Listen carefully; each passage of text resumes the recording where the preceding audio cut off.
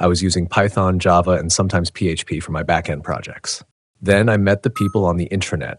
They advised me to use Go instead of these languages. I said, okay, I started learning Go. Things went great. I was enjoying simplicity until I came across a Twitter post where someone was flexing how Rust has changed his shitty life to be more shitty. So I started learning Rust. I was getting comfortable, but then a few days ago, someone suggested I should use Gleam because they believe it is a new dominating technology. So can you guess which language I started using? Gleam?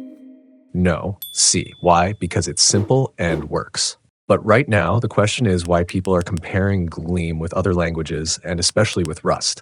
Is it because Gleam has gained enough popularity to enter the list of most popular programming languages within 2 years of the stable version launch?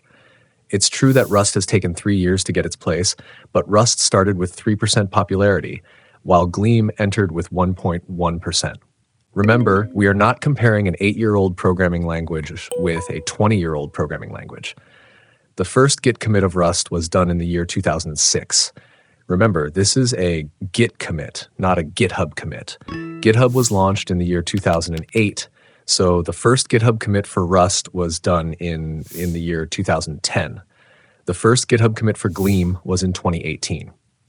Because of this age gap, crates, the package manager of Rust, has more than 200,000 packages, while 1,200 plus packages are available in Gleam, and that's not all. As you know, Gleam runs on the Erlang virtual machine BEAM, so all 23,000 packages of Erlang are also available for Gleam. Plus, you can use existing JavaScript packages in Gleam when targeting the JavaScript runtime through a mechanism called externals. This includes NPM packages as well.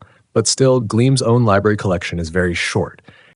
Tasks like JSON parsing can feel like big tasks compared to the Rust or Go languages due to a lack of libraries in Gleam. But it's not affecting Gleam's real-world experience. Take Uncover, a Brazilian analytics firm, as an example. 2 years ago, Uncover had chosen Gleam as just a query engine, but they liked it so much that they started migrating core logic to Gleam. And after implementation, they have shared 2 interesting numbers. The first is they have a faced 0 crashes in the system. And the second is when running tests, Gleam runs 1,900 tests per second, while another part of their backend runs 40 per second. For your knowledge, previously they were using Elixir as a backend language. Gleam has also replaced Python and JavaScript for the backend of Strand, which is a UK-based marketing company. So as of now, we can see that at a small level, Gleam has started replacing backend languages. So does this mean it will replace the Rust? No, because for example, you have a video streaming service called Petflix, where you stream 4K movies of different wild animals. This type of backend requires 2 main things: ultra-low latency delivery and memory management. As we all know, Rust allows direct manipulation of memory and hardware registers. Plus, the absence of a garbage collector in Rust provides low latency, so Gleam can't replace Rust everywhere. While it can replace Rust in the case of chat applications or multiplayer state sync type fields, because Gleam has a solid weapon for concurrency. And I think Gleam's compiler will be the first thing to switch from Rust to Gleam. Apart from this, I have noticed many new programming languages are being created, and at this point, we are not building apps anymore. We're building languages to build new languages, So keeping this in mind, one developer is even writing a new language named EYG.